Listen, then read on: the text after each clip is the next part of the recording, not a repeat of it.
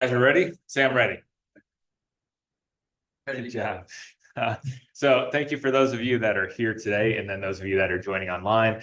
I chose this topic today because we talked the last couple of weeks about lead generation, how to turn one listing into five listings. And so I wanted to make sure that we covered this because I think it's a extremely important topic to talk about to ensure that you have sustainability in this business. Because I think that's one of the things that we see a lot is you have agents who get their license, realize how much they can earn, per commission. And before that commission check even comes in, they've already got it spent. So it's really important to understand where your commission check should go so that you can make this a business and a long-term business as well. So let's get right into it. So first is that mind shift, right? So and I've been guilty of this as well. I've got a property under contract. I'm already calculating what that commission is going to be and what I'm going to spend it on, right? But we have to get into a mind shift because there's a lot of fluctuations in this business, and I'll talk a little bit more about that throughout this presentation. But it's really about building something sustainable, right? You didn't just get into this to be in real estate for 1 year, 2 years, and then go back to a regular 9 to 5, right? You want to create this to be a business that is going to sustain for hopefully the rest of your life. And that's when it comes into financial discipline and understanding how you should or where you should put all your money that comes in from those paychecks. Okay, so again, it's all about financial discipline. And discipline is probably the key word there. It's not easy. All right. It's so much easier to go out and be like, oh, I want that flashy thing. Right. It is very hard to say, I'm going to put 30% of my commission into savings. I'm going to put 30% into a, rainy day fund. Yeah. Who wants to do that? Nobody. But if you really look at it for the long term, those are the things that you have to do. So again, I heard this from a mentor that I had a while back. The pain of discipline weighs ounces where the pain of regret weighs tons. All right, truly is. And you don't want to get to that point later on in life where you're like, man, I wish I hadn't spent all that money. I wish I had saved a little bit. So let's talk about that. So you need to know your numbers, first of all, because you might have a property under contract and you're immediately calculating that commission. And maybe that commission is 3% of the sale price. Well, always keep in mind, there are other fees that get taken out of that commission. Okay, so what is actually the money you're going to take home after all the deductions? So there's taxes and fees. Now, luckily in Florida, we don't have state taxes. We just have our federal taxes. But there may be some additional fees in there that you need to subtract away from the total commission, as well as some of your business costs. With the XP, it's an 80-20 split up until you cap, then it's 100%, which is great. But always remember, there are transaction fees. There may be some referral fees on top of that. You may have spent some money on marketing. That's all stuff that you can kind of subtract from that total commission. And that is going to be your gross commission. So that's your starting point. So what is recommended? Now, before I say these numbers, there are two things that I need to make sure you understand is I am not a financial advisor and I am not an accountant. So I am not going to be getting into great detail on any of these. I'm going to give you some general guidelines, and then it's up to you to resource the professionals to help you further. And I know Charles is on the Zoom today, and Charles has done very well with savings and a lot of his wealth strategies. So I'm sure he'd be happy to talk to you about what he does. All right, but ultimately, what is typically recommended, you can see up on the screen, is save 30% for taxes. So you put that aside, 20% for reinvestment in your business, 20% for savings, and then 30% for your personal expenses. And I'll get into a little bit more detail with each one of those. Okay, but that's the general rule of thumb. And on the tax side of it, again, not going to go into great detail, but it is always best to go ahead and pay your quarterly taxes up front. Some people don't like doing that. They'll take whatever fine they might get at the end of the year. But it's always a good idea to pay your quarterly taxes. So at the end of the year, when your tax bill is due, you're not like, oh my God, I don't have any of that money left. Okay, so quarterly taxes, but if you don't do that, just put 30% aside, and that should take care of what you owe. All right, so let's talk about where that money goes. So the first thing is to pay yourself first. You are an independent contractor. All right. We don't have a regular paycheck coming in every single month. So it's important to make sure that you have an emergency fund. So that's about 3 to 6 months of your expenses. So you really need to sit down and figure out, okay, what is my mortgage? Or if you're paying rent, what are my car notes? How much do I spend in gas? How much do I spend in groceries? Any of the ancillary expenditures that you have. So you know exactly how much you need every single month to survive. Okay. Now, obviously, an emergency fund does not take into account trips and, all this fancy stuff. You're not going out to eat, at high-end restaurants for your emergency fund. So it's literally just what you need to pay your bills and keep you at an even level for the next 3 to 6 months. Okay. Just in case something happens and you don't have a paycheck coming in. Okay. Next is going to be your retirement accounts. So I have a Roth IRA and an SEP. Those are two things that I highly recommend. Again, go talk to a financial planner. They can set you up on what's best for you, but those do allow you to put money in to an account. And there's a couple of ways that you have to look at this when you talk about retirement accounts, because there's money that goes into a savings account that the taxes already come out, so you've already paid the taxes on, and then there's tax deferred. So just based on what your goals are for your future, maybe you expect to build this amazing business where when you retire, you're still getting significant income and your tax bracket is going to be higher. So you might want to create a strategy where you're paying the taxes now when you're at a lower tax bracket than in the future. And vice versa. You may say, look, when I retire, I'm just living off the money that I made. All right. So you might want to go ahead and put tax-free money in there so that when you pull it out, you're paying a lower income tax at the end. Okay. Again, talk to your tax accountant about this, talk to your financial planner. They will figure out exactly what the best plan for you is and explain all the details and the benefits of each of these plans. And there's also solo 401ks that you can look at. But don't forget some additional investment accounts. So real estate investments. You might want to put your money into a fix and flip. You might want to put it into a rental property. Those are all ways that you can defer some taxes. And, again, some of you are brand new at this. And you may be like, look, I'm not making that much right now. But these are things to keep in mind for the future. Because at some point, you are going to be earning a lot more income and you're not going to know what to do with it. And you can only put so much money into these accounts. So now you have to start thinking like a business person. Well, where else can I put my money that's going to grow where I can defer taxes till later? Okay, so start thinking about all those things. And I know like my financial planner, he's great with that kind of stuff. When we talk about buying properties and how that can shelter some of your tax burden. So really think about that stuff, start game planning. I always recommend, and this is still a good time of the year, even though we're just past the first quarter of 2025, still start thinking about, okay, what are my goals for the future? And what do I need to do to achieve those goals? Because you got to start planning for all that stuff now. Don't wait until you start making the big bucks and you're like, oh, now I got to start shuffling things around. Know what you need to do in advance. So as your income continues to grow, you can go ahead and start planning. Okay, you know what? I'm getting to a point now where I have a little extra money. So let me start looking back into a real estate investment. Okay, because you already had that knowledge because you talked to your financial planner and they already set those things in place. One too far. Okay, so reinvesting back into your business. We've talked a lot about this over the last couple of weeks. So first, any kind of marketing and lead generation. So with marketing, it could be you had a property that just sold, so you're sending out just sold postcards. You might even do a newsletter, just something where you're marketing your business and marketing that you sold a property in that neighborhood to generate new business.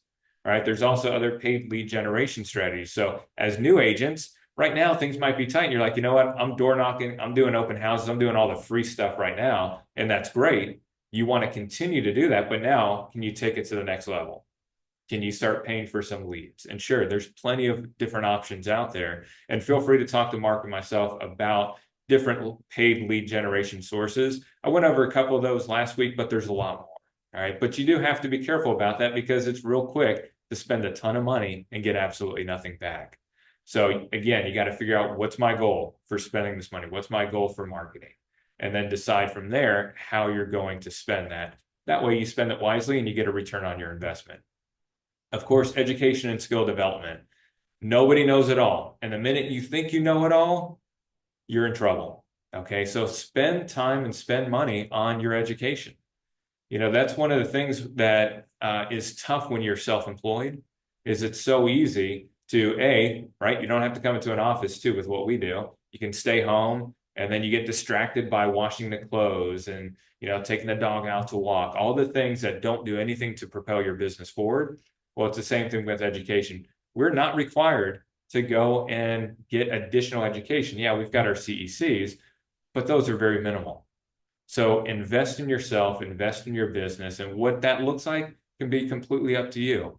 There are things like Tom Ferry. If you're a Tom Ferry type person, great, go to one of their trainings. There are some other local real estate trainers that do a great job and have great tools and resources, both in person and online. So invest in that stuff. And then tools and systems. Now, with EXP, we're lucky, right? We have all the tools and systems we need included in our membership. So we don't need to pay for any additional. But maybe there's something that you want to do, like videos. And there's a specific video app that's going to help take your videos to the next level. Invest in stuff like that. You're going to use that money to make yourself a better business person, a better promoter of the products and services that you sell. And in the marketplace, people are going to notice that.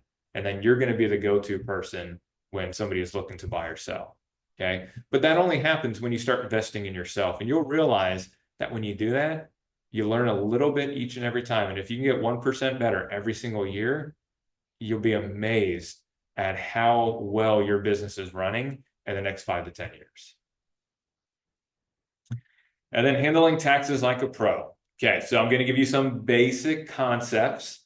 Go to your tax accountant, let them figure out exactly how your business should be structured. But first and foremost, you'll hear this from everyone.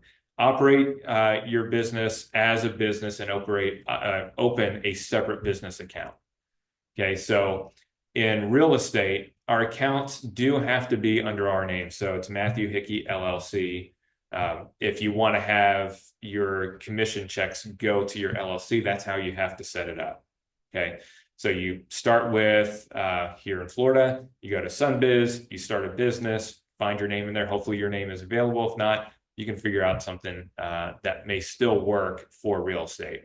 But you're going to deposit all of your commissions there. From there, you want to have a separate account for your taxes. So I have just a separate savings account that I throw in 30% of any commissions, and that's kind of my tax my account for all my taxes. Okay, but ultimately you want to hire a CPA. All right, don't risk doing it on your own.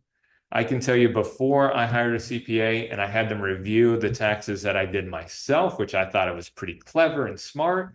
They're like, yeah, you probably could have saved an extra couple thousand here and a couple extra thousand here. And if you did it this way, you actually would be so much better. You could have paid $10,000 less in taxes. I had that once. And so it's important to have that. Plus, it's backup. All right. When you start making more money, the IRS might look at it and be like, what's going on here? He's making more money. Expenses hasn't gone anywhere. Let's check this guy out or girl. And you get audited. All right. If you hire a CPA, the CPA is going to be there to handle the whole auditing process. Okay. And don't be scared of an audit. As long as you're doing things on the up and up, you're probably going to be fine. But it can happen to anyone. Okay. And the IRS really does look at where there's big changes in income. They just want to make sure that you're paying what you're supposed to be paying. Okay. And there are different softwares where you can track all of your expenses. So make sure you are doing that. And I'll mention one here later. But any of your mileage, make sure you're writing it down. So you're going to a client's house to do a listing presentation, you're showing homes, all of that stuff is tax deductible. Uh, and again, talk to an accountant to make sure that anything beyond that is also a write-off. You know, a lot of times we talk about our clothes, like, oh, well, I bought these clothes and that's what I wear to you know, to my showings. That's great, but is it specific to your business? Does it have the logo and your name on it? Or is it just a shirt that you would wear out to eat too? And if it's a shirt you'd wear out to eat, most likely it's not going to be a tax write-off. Okay, so it's important to understand all of that. Same thing with meals and entertainment. There's some meals and entertainment, 100% write-off. There's others that maybe it's only 50% write-off. Okay, this is a big one that I see. We call it lifestyle creep. And that means you're seeing these paychecks come in and you're like, man, this is awesome. You know, I'm getting these big checks. I'm going to buy the big fancy car. I'm buying a bigger house. And now all of your monthly expenses start creeping up. All right. Well, the reality is there's fluctuations in real estate. So don't ever go out of your means. All right. I try and live, I shouldn't say live frugal. If you know me, I don't live necessarily frugal. But I understand that I need to make sure that I have money that is going to last me throughout the year, right? When I get these big checks, I'm not thinking that, okay, that's going to be the constant. I understand that there's some balance in there. All right. So your income spikes, commissions naturally fluctuates. So you want to maintain stable expenses despite your income changes. And then celebrate wisely. Yeah. You got a closing in there. Could have been the closing from hell. Go out and enjoy yourself.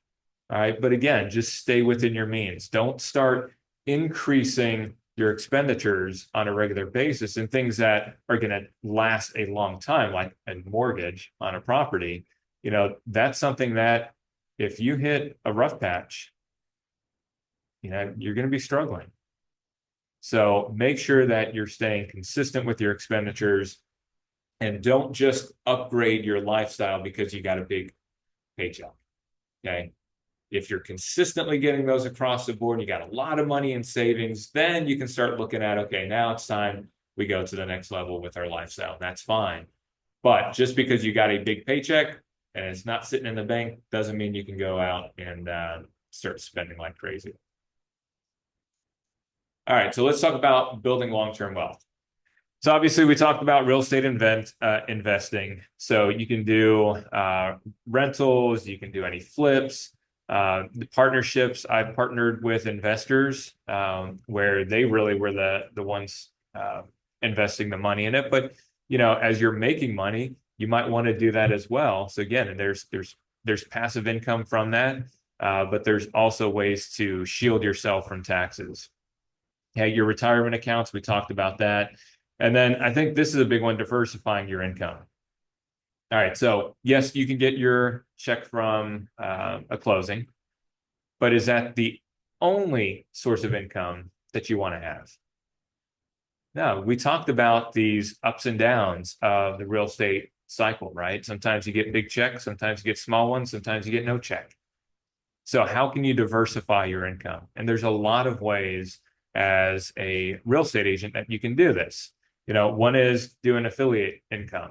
So affiliate income is, you probably see this stuff on social media all the time. They're holding up a product or something. They didn't develop that product. They're just promoting it on their social media channels. There's a link that is tied to them and they get a percentage of any sales that come through. Any one of us can do that. All right. And you can come up with creative ways of doing this. So we're real estate agents, right? All right. I might like Callaway Blue Water, but I'm probably not going to be promoting this because it's not a real estate thing. I'm going to promote things that are real estate related. So maybe I talk to a roofer who I really like. All right. And I say, hey, you know what? I'm going to promote your business through my social media channels and then any marketing that I do online. And if I get a customer for you, would you be willing to pay me 3%, 5% of whatever the value of that product is? And they may very well do it. It's free marketing for them, and they just have to pay you a little bit for that. So that's something that you can do. And that's just a way of making a little extra income. Coaching. Now, a lot of new agents are like, well, shoot, you know, I've barely sold any houses. Who's going to buy anything from me? Here's the reality. It doesn't matter your income or how many homes you've sold. It really comes down to, do you have something of value that has worked for you and you believe will work for somebody else, and you believe it will help somebody else? And if you do, create it. It could just be a digital product, something very simple that maybe you found for open houses that, had a significant impact on the number of people that came to your open houses, number of people that signed the sign-in sheet and responded to your follow-ups. Maybe you came up with something like that that you just haven't found through any other real estate coach or other real estate training sites. That's a digital product that you can sell. Very little experience needed, if any. Honestly, some of these real estate coaches, they don't sell properties.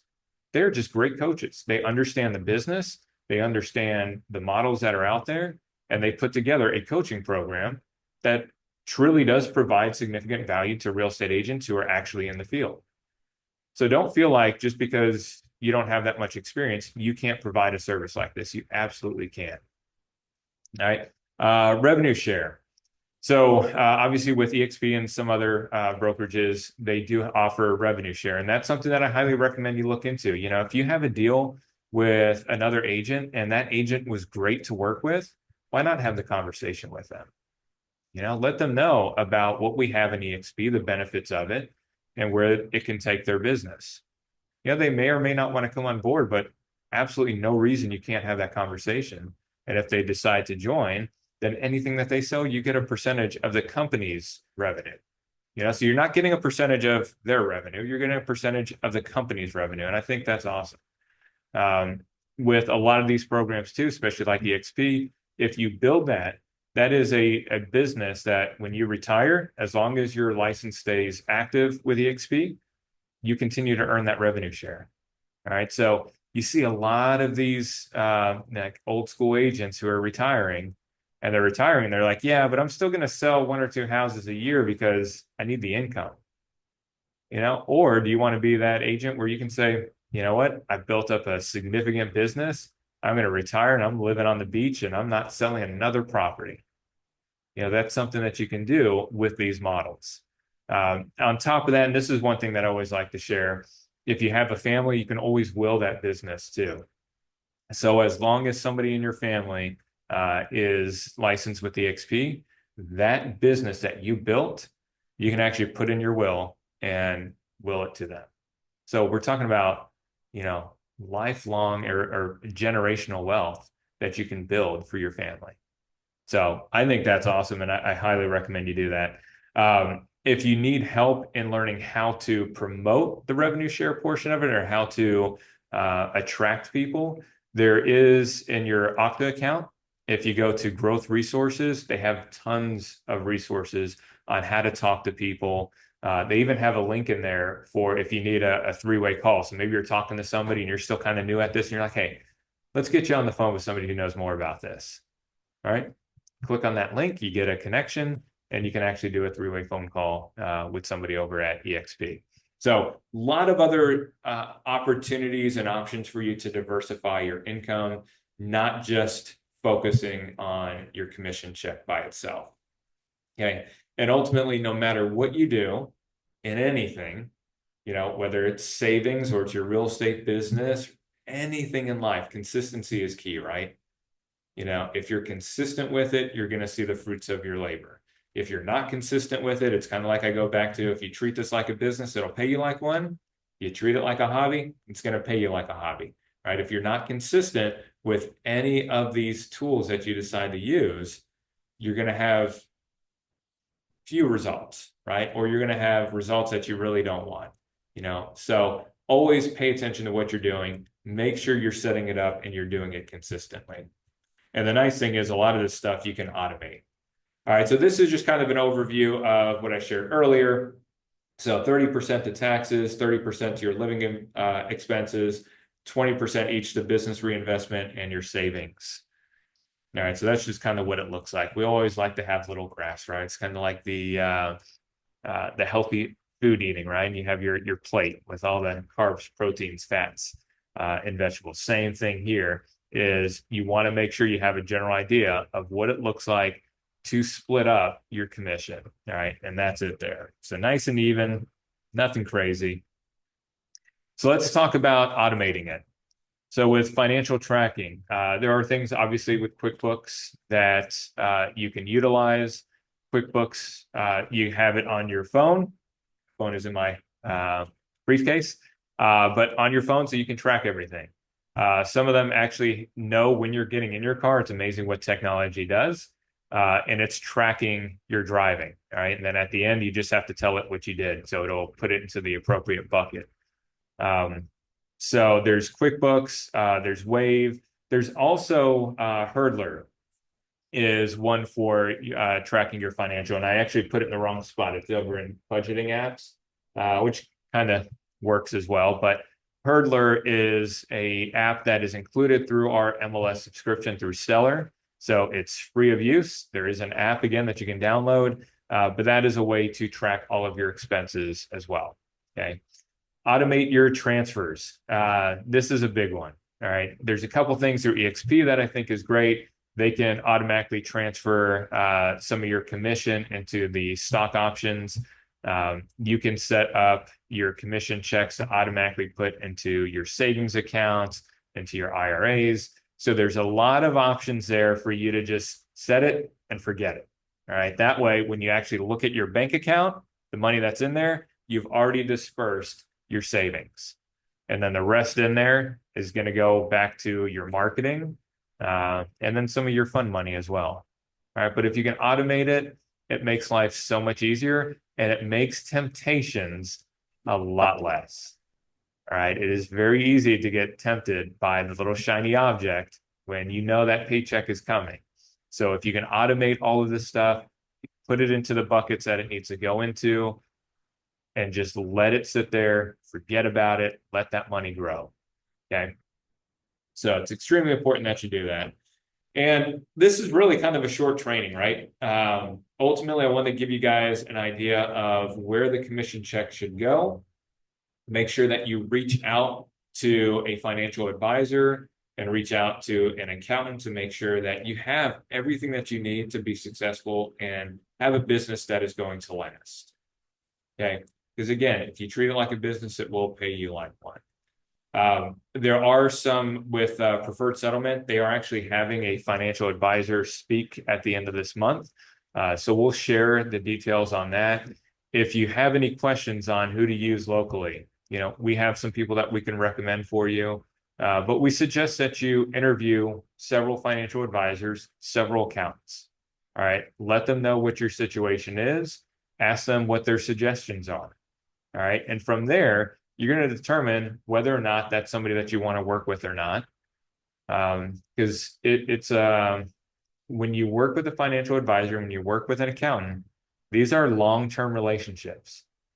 All right. So if you feel like they don't really understand the real estate market, or maybe their personalities aren't like you now, I would rather go with somebody that maybe didn't have the best personality, but man, they really understood the real estate market versus somebody who I could really connect with, but they didn't know the real estate market. Okay.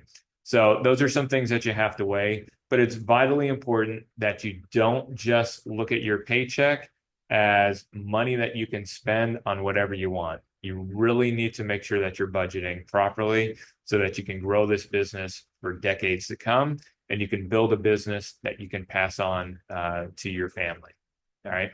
So with that, any questions online or any questions in here? Okay, you guys know what you're going to do? Charles, if you're still on, any comments? Yeah, I have a lot of comments, but none of them are important. You were talking before about what to do with your money, and I made a comment on the chat. Needs come before wants. That's how I started. I found myself in a situation where I couldn't get a credit card, so anything I wanted or needed had to be paid by cash. Mm-hmm. And that in itself was a valuable lesson.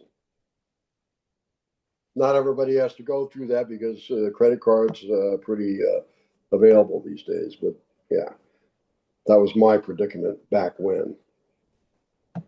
So needs before wants is what I'm saying. What was that comment? Needs before wants. Or wants. I like that. Yep, that's for sure. And I think we're, society's gotten to a point where everything looks like, wow, you just spend money and it's fine. There'll be more money, on the back end. And sometimes it's true and sometimes it's not. So you just have to be smart about it. All right, Mark, any comments? Cool. All right, guys. Well, thank you again. And if you need anything, just reach out. That's what we're here for. Appreciate your time.